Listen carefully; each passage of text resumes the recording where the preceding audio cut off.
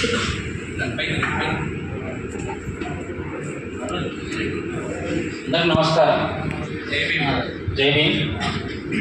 Sir, తెలంగాణలో దాదాపు 2005-6 సంవత్సరంలో ప్రవేశపెట్టిన పనులు గ్రామాలలో గ్రామ సభల ద్వారా పనులు ఎంపిక చేసి గ్రామ సభలో పనులు గుర్తించి రైతులకు, కూలీలకు, అక్కడున్న ప్రజలు అవకాశం ఉన్న పనులను అభివృద్ధి కోసము, ఆ గ్రామ అభివృద్ధి కోసము నిర్మాణం చేసి పనులు ఎంపిక చేసేది సార్. దాదాపుగా 2014 నుంచి ఆ పనులన్నీ ఎంపిక చేయడం జరగలేదు.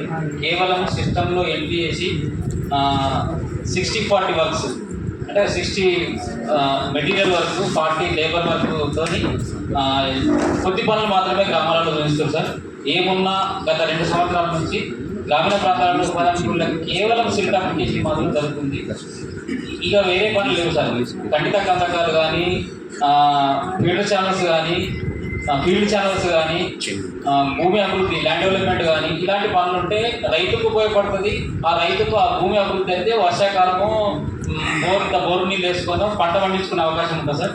అలాంటి పనులు ఇంకా చేయకుండా నడుస్తుంది. ఉపాధి హామీని చాలా నీరుగార్చే ప్రయత్నం జరుగుతుంది సార్.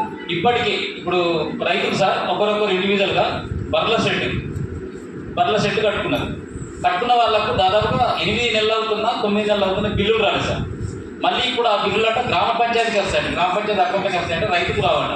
అదొక పెద్ద ప్రశ్నగా ఉంది సార్. ఎందుకంటే గ్రామ పంచాయతీ అకౌంట్లోకి వస్తే రైతు తెలియదు, తన పెట్టుబడి మళ్ళీ వచ్చిందా లేదా అనేది తెలియదు. అది ఎట్లా అనేది రైతు కూడా సందిగ్ధంలో ఉంది సార్. ఇది దాదాపుగా మా మండలంలో, అంటే మెదక్ జిల్లా నిజాంపేట మండలంలో ఇప్పటికీ ఒక 15 బర్ల సెట్లు కట్టించినాం సార్ మేము డిబిఎఫ్ మానిటరింగ్లో భాగంగా. ఇప్పటికీ వాళ్ళకి పేమెంట్ రాలేదు. అంటే ఫస్ట్ మనము ఎర్త్ వర్క్ సంబంధించి కూలీల వేతనాలు వస్తాయి, ఒక 3,000 రూపాయలు కూలీల వేతనాలు వస్తాయి. అవి కూడా ఇంకా పేమెంట్ కాలేదు. అది లేబర్ పేమెంట్. అది ఇక మిగతా దాంట్లో మెటీరియల్ పేమెంట్. ఇట్లా పనులన్నీ కొద్దిగా చేసిన పనులు కూడా బిల్లులు రాక ఇబ్బంది పడుతుంది. కొద్దిగా ఇది కూడా చూడాలి సార్. సార్ నా మెదక్తో, నేను నిజాంపేట మండలం నష్టం. నా పేరు సంజీవ్ దుబాసి. నేను డిబిఎఫ్లో జిల్లా కోఆర్డినేటర్గా పనిచేస్తాను. 60